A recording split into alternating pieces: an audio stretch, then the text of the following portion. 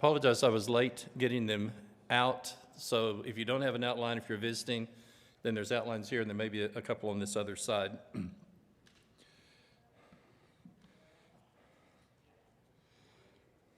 For those of you who know my younger brother, you can give me sympathy. I've spent the day with my younger brother. We went out to the family farm, did some business, and in our family, you don't ever do that without drowning a few worms. And that's just a part of the going out to the promised land. And so I came last night, 10 o'clock, to run the outlines off. And after the fourth one, the blinking light came on and says staplers have to be replaced, and you have to turn the machine off, and Kristen normally does that. So anyway, I left a note, and they ran off, but I didn't get to put them out until we got here, and I just have the magic touch. I can touch mechanical things, and they just break down at ease. And so I was hoping Tim didn't need to print something important until Kristen got here. We're going to be looking at Ruth chapter 3, and we're going to both kind of tie some things together and review some things. And I've done something deliberately, and I don't ever want to do this to be confusing. And this is an overstatement, but it's still basically true. Let me start with the New Testament. The word that was used before the New Testament, primarily for physical sexual things, is eros, and you'll hear erotic and other things in eros. Eros was very, very familiar, and the Philadelphia words, city of brotherly love, was very, very familiar. But agape was known, but it wasn't like it was kind of that big, important word. And so what the New Testament writers did is that they came along, and we're talking about Jesus and his selflessness and his regard for other people. And I oftentimes think of physical words of attraction are because of, and a lot of times agape is in spite of. Even while we were yet sinners, Christ Jesus died for the ungodly. And so agape is this selfless regard for the good of other people. Well, the similar word in the Old Testament, and we have before, and the word is spelled hesed, H-E-S-E-D, but sometimes it's also C-H-E-S-E-D. And so deliberately before I put the word hesed, but today, our outline when you come across C-H-E-S-E-D, because if you just come across these later, I just wanted you to know that it's just one letter difference in the spelling. But hesed is translated up to 37 different words in English. And so everything from kindness, everything from generosity, other things having to do with steadfastness, loyalty. And it doesn't depend on which in other words, and again, I wouldn't try to do this with your grandchildren because it sounds, for many people, sounds like beer. But growing up, we would buy a cardboard carton of Orange Crush or Pepsi or something, and you bought them a lot of times in these orange cartons. And so I oftentimes think when you pick up a word, then it has several totally different meanings in it. And again, this is silly, but I'll do it really quick. Our local grocery was Italian's, and boy, he was not very industrious. And I went in one morning, I don't know any Italian at all, but I mean, Mama was hot under the collar, and she was going da-da-da-da-da-da-da-da-da in Italian, da-da-da-da-da-da-da-da-da-da-da. The part that I understood was Australians have this idiom, and cheeky is like smart aleck on steroids. And so she'd done all of this Italian correction, and then she stopped and she said, and besides that, you are a cheeky boy. And then she goes right back into Italian and keeps right on going. So I didn't get any of the details, but I could tell by the tone, Junior was really, really in trouble. But there wasn't anything in Italian that quite said cheeky boy. Well, hesed is a word that's too big to pick up within one or two words with English. But my favorite of all the terms for hesed, is this love with loyalty. And most often, not always, but most often, kesed is used within the context of covenant. And so stop and think. I'm going to destroy the earth by flood. and I will place my rainbow in the sky, and never again will I destroy the earth by flood. How long has God been keeping that promise? Oh, come out your tent tonight and let's count the stars. And if you can count the stars, so will your children be. And he starts telling this to a 75-year-old man who doesn't have any children until he's 99. I'm going to give you children, going to make your name great, and through you I'm going to bless all nations. 2,000 years before the cross, and God's Hesed, continues through us today. With the people of Mount Sinai, God makes the covenant, and the larger percentage of the time from Mount Sinai to the end of the Old Testament, God's people are unfaithful or even just faithless, but God continues his covenant. Sorry, this just makes me shudder. At various times, God spoke in the past in various ways and various means through his prophets. And one of the greatest demonstrations of God's faithfulness, love with loyalty, is Hosea. And I'm sorry, I literally just shudder. And God talks about the faithlessness of his people and on. And then he says, and Hosea, I want you to go marry Gomer. And basically, she's a lady of the street. Take her off the street, and you marry her, and you have children with her. And all the children are given divine names. Not to be pitied, not my people, and on and on. At a point in time, Gomer goes back to the world, is unfaithful, and God says, you go buy her back. I don't know what kind of mess she's in, but you go buy her back, and you bring her back into your house, and you treat her as if nothing has happened. And I just shudder. Again, your grandkids won't get it, but I was doing this with my kid who's growing up, and I said, Hosea married a really funny lady, and she went around saying, golly, her name's Gomer. And that's how we remembered that. But you look at God's demonstration and his faithfulness, and so here's one of the bottom lines for this. Every major character, whether we're looking at Naomi, who wants to be called Mara, she will still be bitter until next week in her relationship with her daughter-in-laws. Ruth, in relationship to her mother-in-law. And then Boaz. All of the major characters in the book of Ruth are sterling examples of Hesed. And if they were in the New Testament, we'd use the word agape, selfless regard for the good of others. So here's our central idea. Naomi, Ruth, and Boaz all demonstrate Chesed, a love with loyalty. And I want us to identify different ways each major character was selfless in their regard for others. We're going to start tonight and drop back and read a section from Leviticus and a section from Deuteronomy, because we're introduced to this wonderful term, kinsman redeemer. And one of the things that God is going to say when Israel comes in and they send the spies out initially, and then they send out people to divide the land, and God basically says, the land is mine. But what I want you to do is that you live in this area with different tribes, and we touched on this last week. The land is to remain with the original landholders until the 50th year, which is the year of Jubilee. And so every seventh year, 7 times 7, 49, every seventh year they're to leave the land fallow, to not plow it, to not put new seed in the ground. And either the produce from the year 6, or if some came up on its own, but you're to let the land rest the 7th year.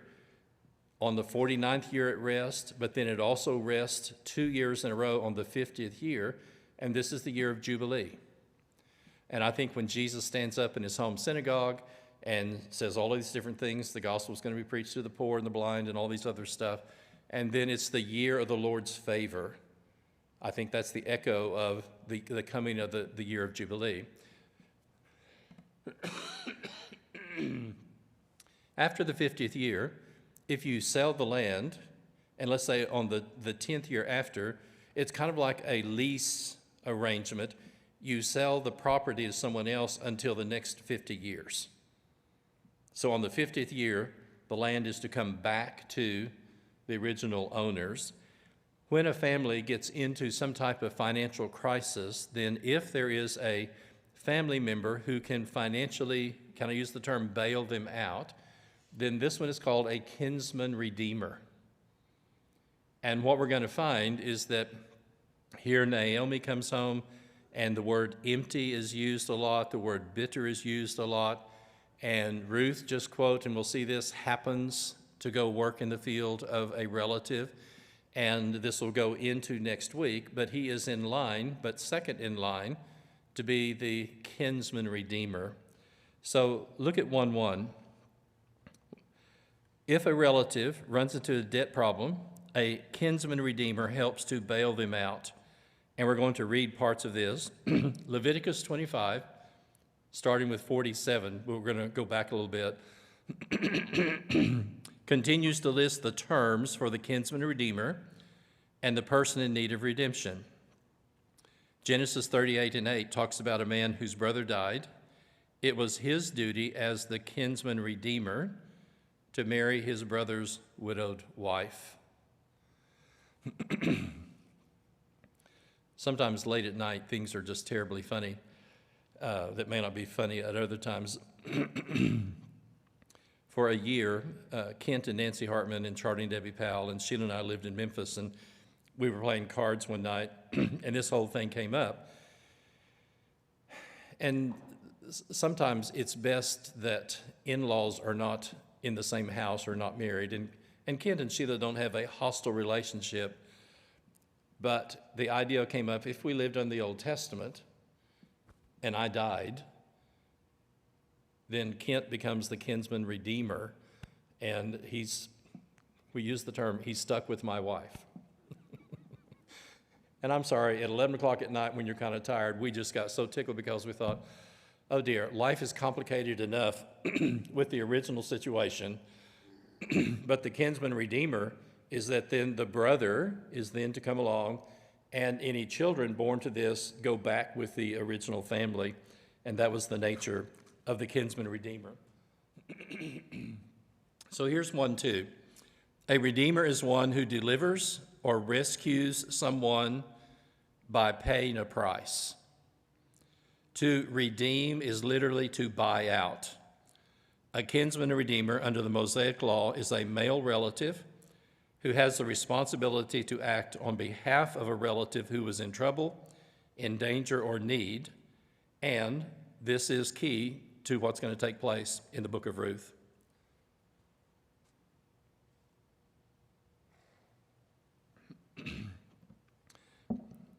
So if you're at home listening, we're going to start reading in Leviticus 25, verse 9.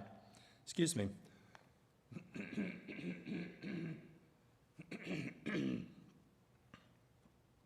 Leviticus 25 and 9.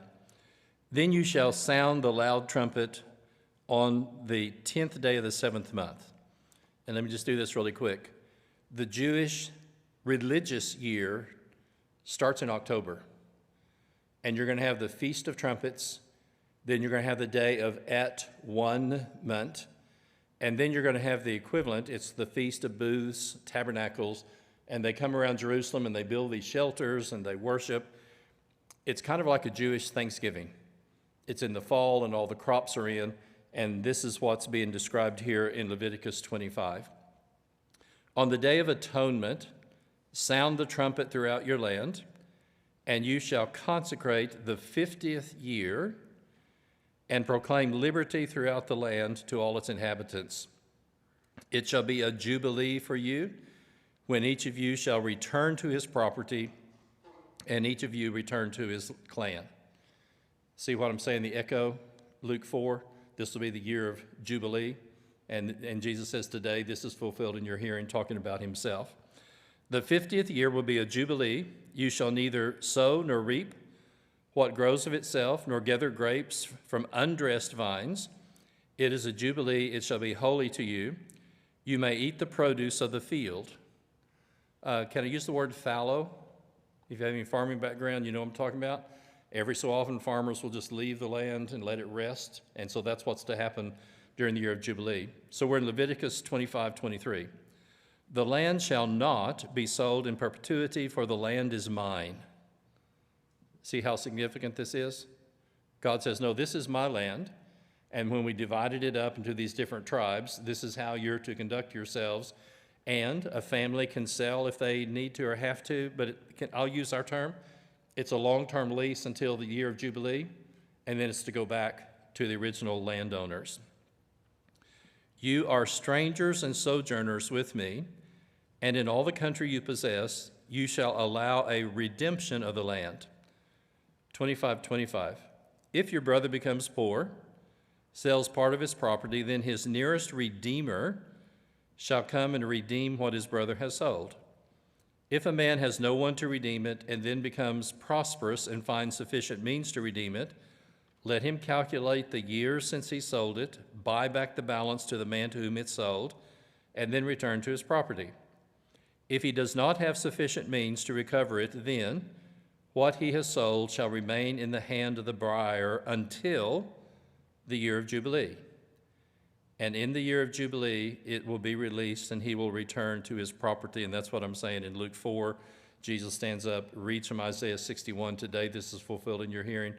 This is the year of celebration and Jubilee, but it's a spiritual thing. We're also going to read Deuteronomy 25 and verse 5. And ladies, those of you who have brother-in-laws, this is kind of scary if you lived under the old. Well, that's not true. For some of you, it would be kind of scary if you lived under the Old Testament. If brothers dwell together, and one of them dies and has no son, the wife of the dead man shall not be married outside the family to a stranger. Her husband's brother shall go into her and take her as his wife and perform the duty of a husband's brother to her, and the firstborn son whom she bears shall succeed to the name of his dead brother, that his name may not be blotted out of Israel. If a man does not wish to take his brother's wife, then his brother's wife shall go up to the gate of the elders and say, my husband's brother refuses to continue his brother's name in Israel. He will not perform the duty of a husband's brother to me. And then the elders of the city shall call him and speak to him, and if he persist, and saying, I do not wish to take her, I'm sorry, I could see some cases where you're kind of on the guy's side, okay? It just depends on the families, but you can just see, I don't want to use the word complicated, but life's complicated enough with our families as it is. But can you imagine her coming into the extended household? This is just another reason why we're glad we're not under the Old Testament. So if he says, I do not wish to take her, and this is Deuteronomy 25 and 9, then his brother's wife, and this is pretty dramatic, shall go up to him in the presence of the elders, pull his sandal off of his foot, and spit in his face. And she shall answer and say, so shall it be done to the man who does not build up his brother's house, and the name of his house shall be called in Israel, the house of him who had his sandal pulled off. So why we're reading this is that here comes Naomi, widowed, and she has lost her two sons, who would be the successors to her husband's property. And then she comes home with a foreigner and a stranger who's not an Israelite. And this is where then the whole thing of the kinsman redeemer is going to come up, because by these, and I thought this is the kind of the Reader's Digest version, but by these regulations then, whoever marries Ruth, then that child will actually take his deceased grandfather's property and name. So if you do Elimelech and then Mahlon, who are both deceased, then here the grandchild of the original deceased grandparent, then he will assume the family property. Everybody okay? Like I said, I read this and say, thank you, Lord, that we're under the new covenant.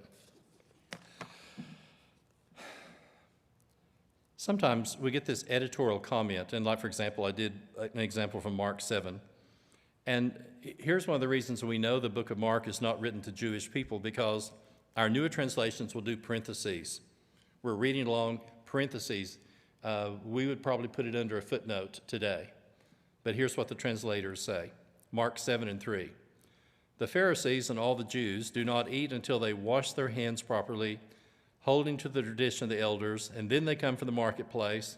They do not eat unless they wash. There's many other traditions, such as the washing of cups and pots and copper vessels and dining vessels. And then later, 7:11, if a man tells his father and mother, what you would have given me is korban given to God, then Jews would know this. And so we get this little editorial footnote which kind of says, okay, this is why and this is what they were doing. This will come up, Lord willing, next week. But I'm reading ahead just so we have context. I'm in Ruth 4 and verse 7. This was the custom in former times in Israel concerning redeeming and exchanging to confirm a transaction. So what does that tell us? The book of Ruth is going to be written at least a little bit later than the events that are taking place. And so this whole kinsman redeemer thing that's going to take place fulfilled next week, then the writer is saying to the people who are reading, okay, in the former times in Israel, this is how people conducted business. And having read the Reader's Digest of these passages, you can kind of see he's describing, now this is what the kinsman redeemer was about. One drew off his sandal, gave it to the other, and this was the manner of attesting in Israel. So when the Redeemer said to Boaz, buy it for yourself, he drew off his sandal, and Boaz says to the elders and all the people, you are witnesses that this day I have bought from the hand of Naomi. And look at what he's doing as the kinsman redeemer. All that belonged to Elimelech, who was the father, and all that belonged to Chelon and Mahlon, the sons. I don't pass judgment, and this will be saved for next week.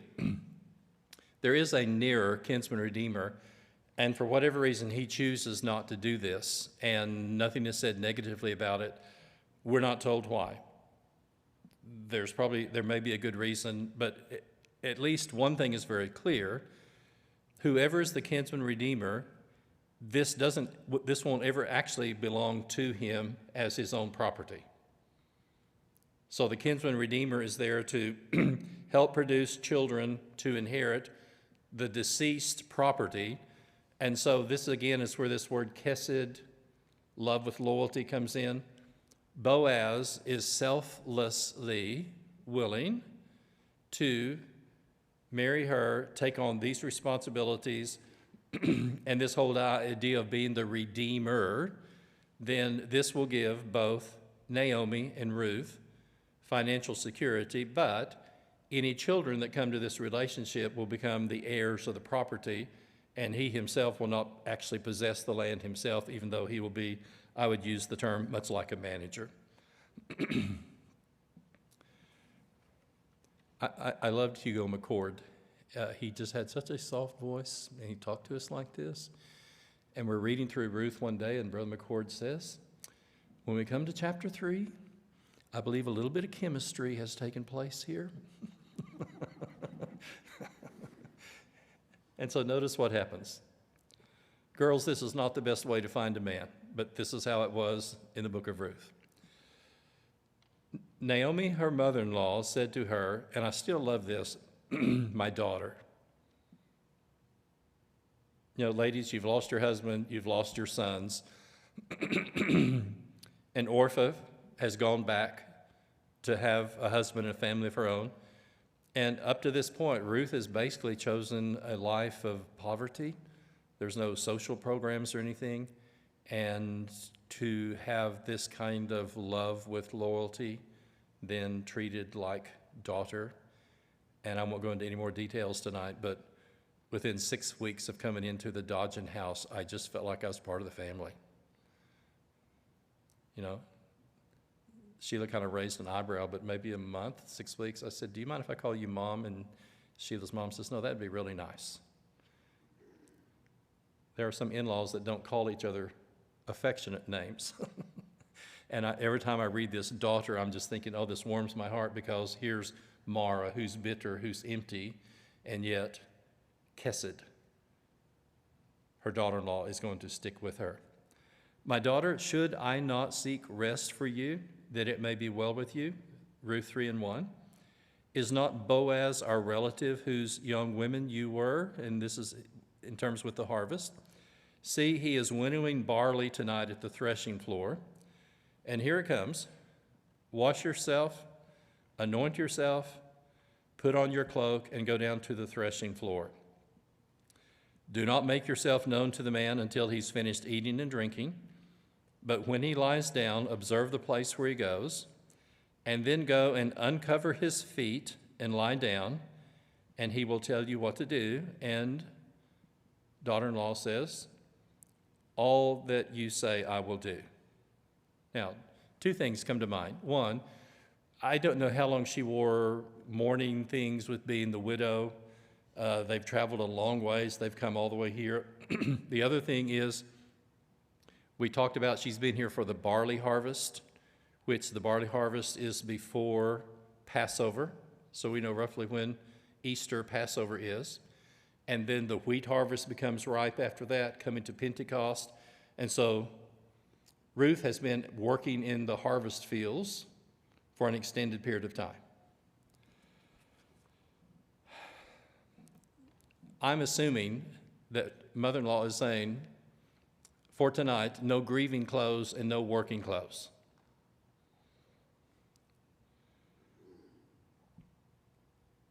And we were talking about this last week.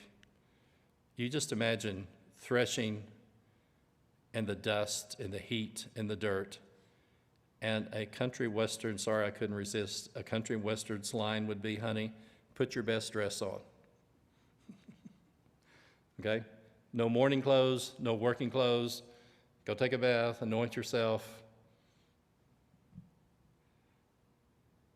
And a notable contrast to a grieving widow returning from a foreign field. So, Ruth 3:6, she went down to the threshing floor, did just as her mother-in-law had commanded her. Guys, this is a little scary. When Boaz had eaten and drunk, his heart was merry. He went to lie down at the end of the heap of grain. She came softly and uncovered his feet and lay down. And at midnight, the man was startled. He turned over, and behold, a woman lay at his feet. Who are you? And she answered, I am Ruth, your servant. Spread your wings over your servant, for you are a redeemer. Do you remember, and we mentioned this earlier, and I didn't document all of these, we'll see a few. What is consistent on the lips of both Naomi and Ruth and Boaz are things about God. And what really stands out to me is that this takes place during the time of Judges, and several times in the book of Judges, this 300-year cycle, we hear the term, every man's doing what is right in his own eyes.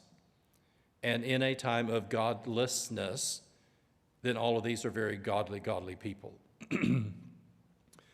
One of the things that Sheila has said to our kids growing up is, let's be one of the 10. Lord, if I can find 50 people in Sodom. Well, Lord, if I can find 45. Lord, if I can, and gets God down to 10, would you spare Sodom for 10 people? And you start doing the counting, who's in Sodom? There's Lot, his wife, 2 daughters. Hopefully they're righteous people. So basically, can we find 6 righteous people in Sodom? And our wife, Sheila, has said to our kids, if and when society becomes more and more ungodly, let's be one of the 10.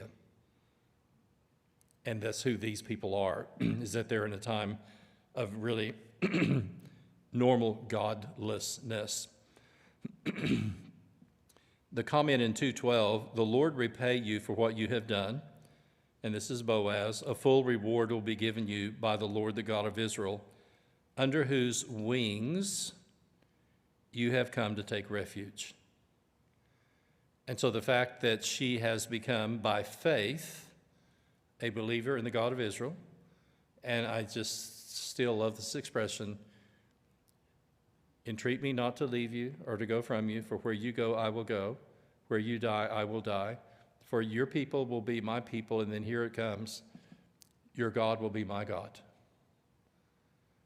And you think, look at the highs and the lows that Ruth has seen Naomi in, and even Mara, bitterness, your God will be my God. And so when Boaz greets her and he says, oh, you have taken shelter under the wings of God, then here we are at the threshing floor, and Ruth is we're going to have an echo of that same thought, and Ruth is going to say, your servant, spread your wings over your servant, for you are a redeemer. 3:10, and see, here it is. May you be blessed by the Lord, my daughter. You have made this last kindness greater than the first. You have not gone after young men, whether rich or poor. And now, my daughter, do not fear. And this is one of the most frequent terms that's used through both the Old and the New Testament. Either do not be afraid or be of good cheer. It's amazing how often do not fear, do not be afraid is used. Do not fear. I will do all that you ask, for all of my fellow kinsmen know you are a worthy woman. Before we leave, we're going to come back to this, but notice this. I'm going to assume that Boaz is older. We're not told how much older, but look at the verse very carefully. You have not, well, he calls her my daughter. Okay. Typically, you wouldn't refer to someone your own age as my daughter. And then you have not gone after younger men. And so this is going to be an important part of the kinsman redeemer thing. I assume Boaz is some years older than her because of the terminology that he uses right here. Okay, we're in 3:12. And now it is true, I am a redeemer, yet there is a redeemer nearer than I. Remain tonight, and in the morning if he will redeem you, good, let him do it. But if he is not willing to redeem you, then, as the Lord lives, I will redeem you. Lie down in the morning. And again, it's just as natural as it can be. The word of God, not in a profane way, but the word of God is constantly on these people's lips. Girls, how well are you going to sleep the rest of the night? I just kind of look at this and I think, here you come to the threshing floor, you've uncovered this guy's feet, he's put his garment over you, and it's just like, okay, just rest until the morning. I don't know how much either one of them rested through the night, but that's what's going to take place. So she lay at his feet until the morning, but arose before one could recognize another, and he said, let it not be known that a woman came to the threshing floor. And he said, bring me the garment you are wearing and hold it out. So she held it out, and he measured out 6 measures of barley and put it on her. And then she went to the city. 3:16, she came to her mother-in-law, and she said, well, how did you fare, my daughter? And Ruth told her all that the man had done for her, saying, these 6 measures of barley he gave to me, for he said, you must not go back empty-handed to your mother-in-law. Mara, empty. She's lost her husband, lost her 2 sons, and here in a very small way, her social and emotional losses. Then Boaz is beginning to fill her physically with the crops. 3:18, wait, my daughter, until you learn how the matter turns out. For the man will not rest, but he will settle the matter today. And we'll go, dun, dun, dun, dun, to be continued next week in terms of the details of what happens. Here's some things I wanted just to bring together because we've touched on some of these, but this is a nice way to pull these things together. And Lord willing, we're gone Sunday and next week, so we'll have visiting speakers come in. Our family takes a week off. But here's some things I wanted to tie together tonight. Ruth is the story of how a widowed Moabite so she's not an Israelite, became drawn to her mother-in-law's character and faith in God, and she is one of the outsiders in the genealogy of Jesus. We're going to touch on this, Lord willing, when we do 1st, 2nd, and 3rd John. I'm sorry. There are times I literally have just laughed. Who but God would ask a tax collector to write to the Jews? I sometimes just see the Gospel of Matthew, and I just literally start laughing. The Jews are going to spit on him. They can't give him the time of day in real person, and only God is going to choose a tax collector. And I say this as a compliment. He's an accounting nerd. 3s, 5s, 7s, and 12s are used over and over and over in the book of Matthew. This just makes my head hurt.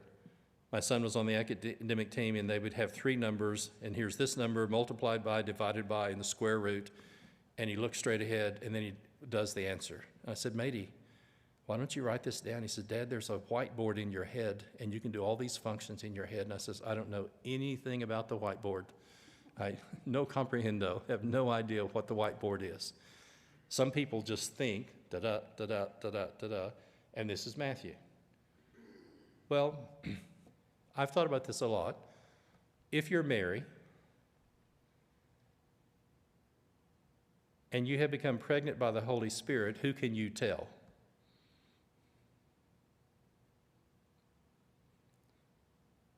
I mean, think about this. Can you imagine the response if someone says, oh, you and Joseph? No, I haven't slept with Joseph. Well, how did you get pregnant? Oh, by the Holy Spirit. You can't say anything. To try to describe what has happened would seem more incredulous than what actually did happen.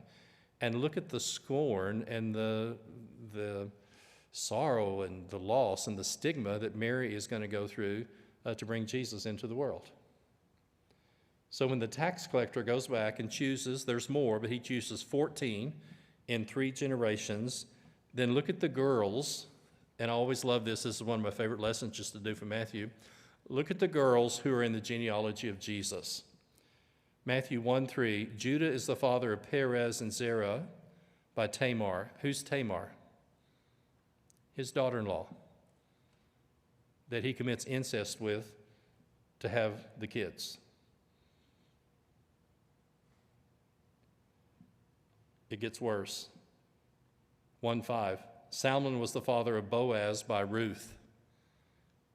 And when they come to the city of Jericho, who's Rahab? Prostitute. And then Boaz is the father of Obed by Ruth, who is a Moabitess. She's one of the perpetual enemies of Israel. And then David was the father of Solomon, and he doesn't say Bathsheba. What does he say? The wife of the husband that he killed because he had committed adultery with his wife. Isn't this interesting that Ruth is kind of right in the middle of the girls mentioned in the genealogy of Jesus? And for his own reasons, Matthew wanted to include this, and you have these 3 lists of 14, and they're sprinkled through. But here's Ruth right in the middle of it. Jacob, the father of Joseph, the husband of Mary, of whom Jesus was born, who was called the Christ. Scandal was a normal part of the women in the genealogy of Jesus. And like, for example, and I think of this when I read John 6:42, they would perpetuate this, he can't be the Messiah because his mother somehow got pregnant and had this child born out of wedlock, and Joseph married her. The Jews grumbled against Jesus, which is very normal in John, and they said, oh, is this not Jesus, and who is he? The son of Joseph, whose father and mother we know. Okay, they can make whatever excuses they want to, but they don't fool us. We actually know This is what they're grumbling about. We actually know that Joseph must have gotten Mary pregnant, and then he married her. And so when the Jews were grumbling against Jesus, then they describe him as the son of Joseph, and we know his mother and his father, and how can he say he's come down from heaven? And so when you look at this, Ruth, the Moabitess, is right in the middle of the list of the scandals of the people that are in Jesus' genealogy, which will be the same way that many Jews will look at Jesus during his own lifetime. So here's some quick things on Hesed. Kesed, we've looked at these before. Ruth 1:8, may the Lord deal kindly, and there's the word, with you, as you have dealt with the dead and with me. Ruth 2:22, his kindness to the living and the dead. Isn't that interesting use of the word? And then Ruth 3:10, you have shown your last kindness to be better than the first. So here's again some very brief things. We did more of this earlier, but I like to do this as a review. Kesed, a loyalty of kindness that does not depend on emotions. Most people are led to people who are kind to them, about whom they feel a certain affection or admonition. However, Kesed refers to kindness regardless of how one is treated. It's offered willingly. Number two, it doesn't work out of peer pressure. It's not extended to maintain a reputation. It's given freely. Kesed occurs when survival is at stake. It's not a convenient loyalty or kindness, but a relationship developed in crisis. And Kesed always involves ongoing relationships. It's not a one-time kindness or temporary loyalty. It never ends. And we'll come back to that in a second.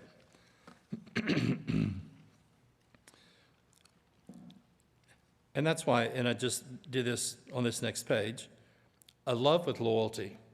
That's my favorite. Like I said, here's a word too big for any English words. And you'll find the words mercy, you'll find the words loving kindness. Steadfast love is one that we know. We sing the song, the steadfast love of the Lord, and all of those are associated with the word. Again, quick samples.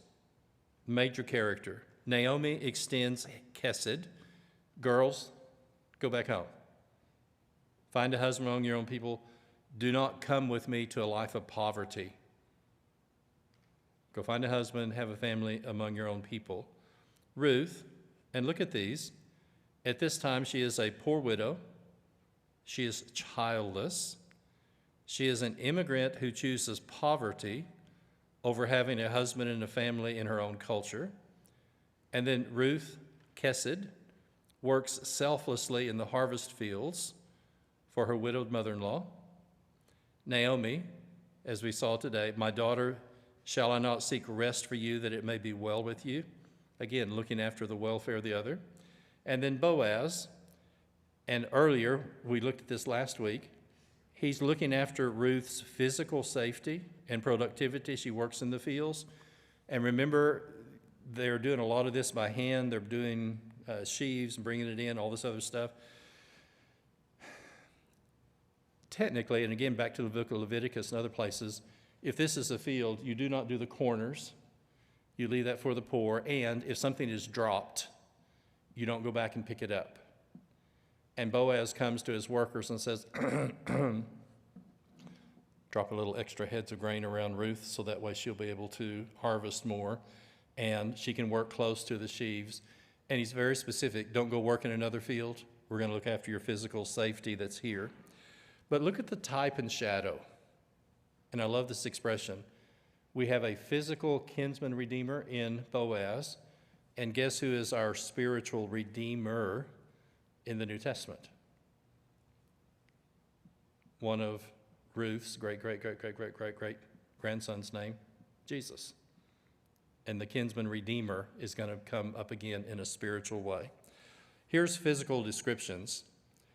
God will make, Hebrews 2:10, God will make the founder of their salvation perfect through suffering. He will have, from one source, he's not ashamed to call them brothers. And then here's 2:14, the children share in flesh and blood. he likewise partook of the same things. In verse 17, he had to be made like his brothers in every respect, so he might become a merciful and faithful high priest to make propitiation for the sins of the people. Anytime, and this doesn't happen often, but when you talk to a Calvinist, we're born in sin, and I just ask them, well, was Jesus born in sin? Well, no. I don't like this translation in NIV. It will use the word sinful nature. But notice in John 1, the Word became flesh and dwelt among us. They never use sinful nature for Jesus, but here it is. If Jesus is made like his brothers in every way, and we're born in sin and he wasn't, he's not made like us in every way.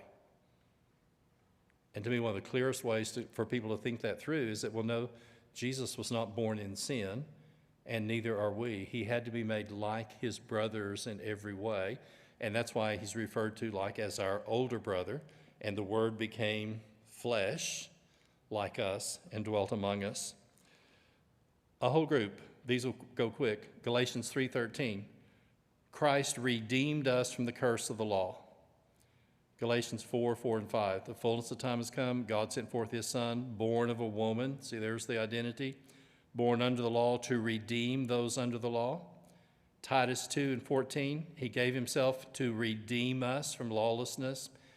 And then Hebrews 9:15 is really significant. And let me just say it this way. We had a wonderful, wonderful congregation at Sayre, and we just had a lot of good teaching. But I can remember being fairly young and hearing the expression, the blood of the cross flows both ways. And when you read Hebrews 9, verse 15, notice, the mediator of the new covenant, so that those who are called may receive the promised eternal inheritance, since a death has occurred that redeems them from the transgressions committed under the first covenant. And I oftentimes tell people, none of us will walk the streets of gold without the blood of Jesus. But the blood is going to ratify the faith of people before the cross, and obviously saves us afterwards as well. Decisive actions. We had a graduation for our second grandson at our son's house, and here are 25 people, and I think all of this started when I finally got the nerve up to say, could we go out to eat on Friday night after a basketball game? And you think 50 years later, then here's this whole clan of people, and we look back and there's various decisive moments in our lives, and what's happened on the threshing floor is going to become a decisive moment in the life of Ruth, Naomi, and Boaz as we come into that next week. So we mentioned this. Boaz appears to be older. You have not gone after younger men. But think about this. If he is older, then who is the first one that's born? Obed, then Jesse, and then David. Obed, as the son, is likely to be the person who takes care of Ruth in her old age. We don't know how much older Boaz is, but I think he's a bit older than her. So he'll probably help take care of Naomi through her natural life. But the kinsman redeemer is going to be the actions of Boaz, and he's going to be headed to the city gates, going to call in the other kinsman redeemer. He's going to decline. He will take on that responsibility. He will fulfill that through his life. But when you just look at the natural stage of life, if he is older, then he's probably, under normal conditions, going to outlive Ruth. And guess what? Their son will continue to be the kinsman redeemer and will help take care of his mom after Boaz is gone. Naomi comes home empty, and that word is used a lot. And Boaz is filling their lives physically and spiritually. You must not go back empty-handed to your mother-in-law. So Mara, don't call me blessed, don't call me rejoice. Naomi called me bitter. Will be blessed with a daughter and a son-in-law and a grandson to fill her life. Sorry, I'll try to say this. After you have buried your husband and your two sons, can you imagine the thrill of holding a grandson?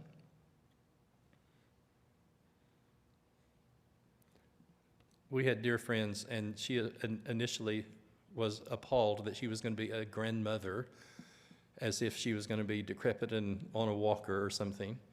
And guess what happens to most ladies the first time they hold a grandchild? There's just something God-given and beautiful about that. And so here is bitter and empty, and because of the kinsman redeemer and because of Kesed, then I just, in my mind, look at this smile of contentment and this deep sense of joy that after all this time, God is still faithful. And you just imagine, as I shake the chills down, of what it would be like for she who is bitter and empty to be holding this grandson for the first time. Sorry. God's providence in the book of Esther was at work in a Persian court. Oh yes, Xerxes just happened to wake up one night and couldn't sleep, and they got out the records, and Mordecai ends up riding on a horse and being rewarded. That just happened. And, Ruth just happened to go to the field of Boaz.